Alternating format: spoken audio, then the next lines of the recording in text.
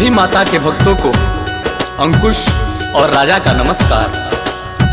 हम दोनों भाई माँ की एक कहानी सुनाने जा रहे हैं। उम्मीद है कि आप सब इसे ध्यान से जरूर सुनेंगे। जय माता दी। ये कहानी है माँ के चमत्कार की, मूर्तियाँ गढ़ने वाले कलाकार की। गाँव का रहने वाला एक भोला कुम्हार, मूर्तियों का किया करता था कारोबार।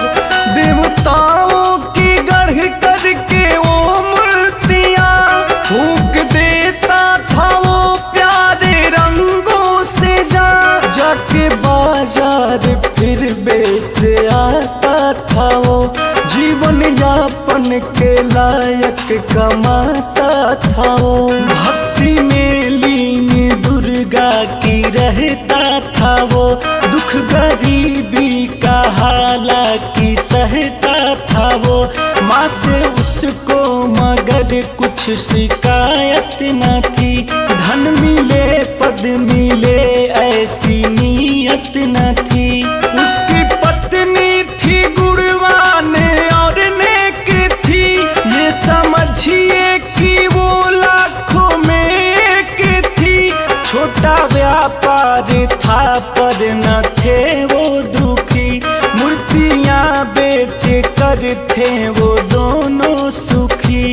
एक 9 माह का प्यारा बच्चा भी था, गोरा सुंदर व सेहत से अच्छा भी था।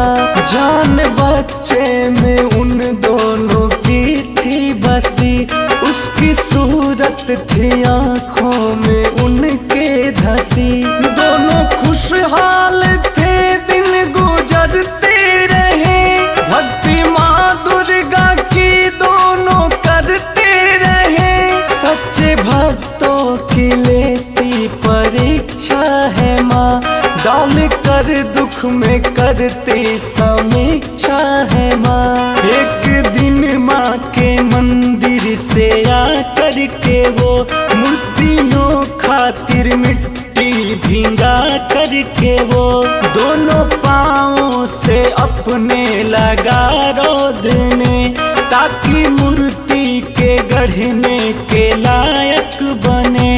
व्यस्त पत्नी भी खाना बनाने में थी, धर्म पत्नी का अपने निभाने में थी।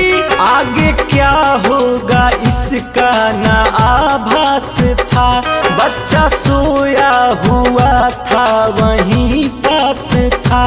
नींद टूटी अचानक तो चलने लगा, और गिर गिर के थोड़ा संभलने लगा। रोदता मिट्टी उसका पिता था जहाँ, रेंगता रेंगता बच्चा पहुँचा वहाँ। माँ की धुन में था खोया हुआ वो कुम्हार, कर रहा था वो माँ दुर्गा की जय जयकार। पास अपने पिता के सरकते हुए आ गया बच्चा हंसते हुमकते हुए। और बढ़ता गया और बढ़ता गया, मिट्टी पे धीरे धीरे वो चढ़ता गया। बाप का पाँव तो तेज था चल रहा, रौद कर मिट्टी तेजी से था मल रहा। पाँव के नीचे वो बच्चा भी आ गया, बाप छाती पे बच्चे के चढ़ता गया।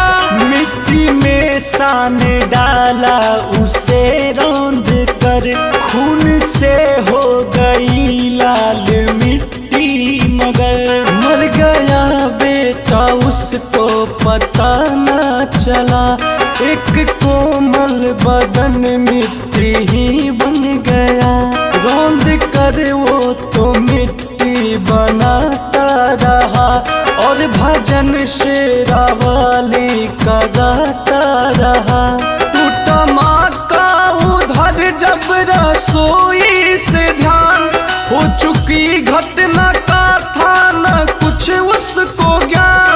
घाट पर अपने बच्चे को पाई न जब, ढूंढने लग गई सारे घर में वो तब। जब न बच्चा मिला घर के बाहर गई, द्वार पे था जहाँ उसका शौहर गई। उसके पाँवों के नीचे गई जब नजर, गिर गई धरती पर जोर से चीख कर। हाय बच्चा मेरा, हाय बच्चा मेरा, टुकड़े में बट गया उफ कलेजा मेरा। रुक गया वो कुम्हार उसका तब टूटा ध्यान, हो गया उसको फिर सारी घटना का ज्ञान। वो भी रोने लगा मार कर सिर पे हाथ, और माँ दुर्गा से बोला रो कर ये बात। मैंने ही ले ली है अपने बच्चे की जान, जबकि मैंने लगाया था माँ तेरा ध्यान। आज भक्ति पे आए ना चिंता है ये, क्या कहूँ ये बता आज मैं पत्नी से। बोली पत्नी की अब ऐसा कर जाने दो, मेरा लौटाओ बेटा या मर जाने दो।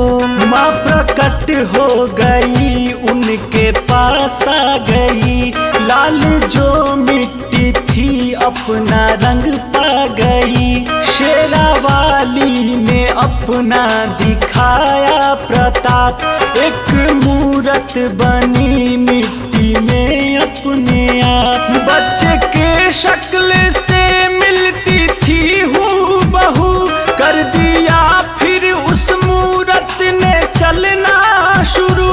यानी कि जिंदा बच्चा था वो हो गया, हो गए खुश वो दोनों करिश्मा हुआ। माँ ये कहने लगी कि तुझे आस था, दुख में भी तुझको मुझ पे ही विश्वास था। पति पत्नी गिरे पाँव पे खुश हुए, शेरावाली से ये दीप कहने लगे। शेरावाली से ये दीप कहने लगे। तू है दयालु शेरावाली, भक्ति की लाज बचा ली। तू है दयालु शेरावाली, भक्ति की लाज बचा ली। तुझ पे है विश्वास हमारा और विश्वास रहेगा, आस पुराने वाली से ही सबको आस रहेगा। रख ले शरण में नौनिहाल को, लंबी उम्र दे मेरे लाल को। है माँ रख ले शरण में नौनिहाल को, लंबी उम्र दे मेरे लाल को।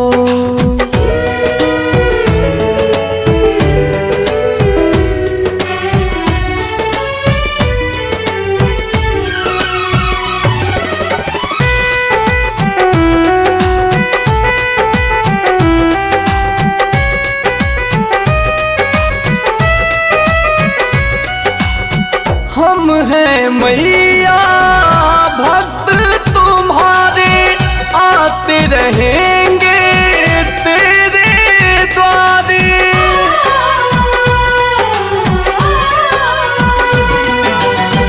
हम हैं मैया भक्त तुम्हारे, आते रहेंगे तेरे द्वारे।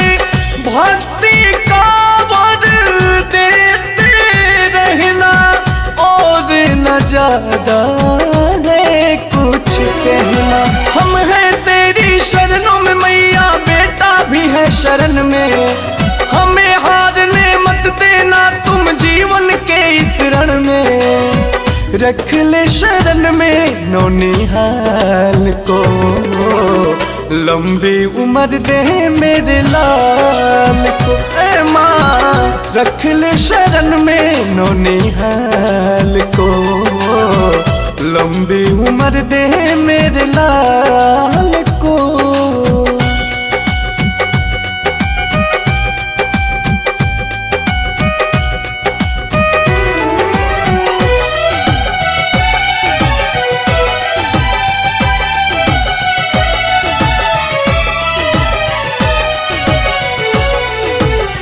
बहुत दयालु बहुत निराली तुम हो, अद्भुत शक्ति वाली।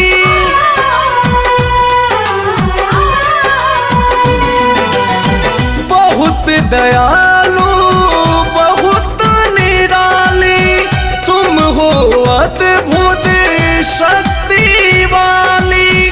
सांस के डोर भाले ही टूटे मगर न तेरा चौखट छूटे। अंकुश राजा दिलीप सिन्हा बनकर तेरे पुजारी, दीप जलाएंगे पूजा का मेरी मैया प्यारी। रख ले शरण में नौनिहाल को, लंबी उम्र दे मेरे लाल को, ऐ माँ रख ले शरण में नौनिहाल को। लंबी उम्र दे मेरे लाल को।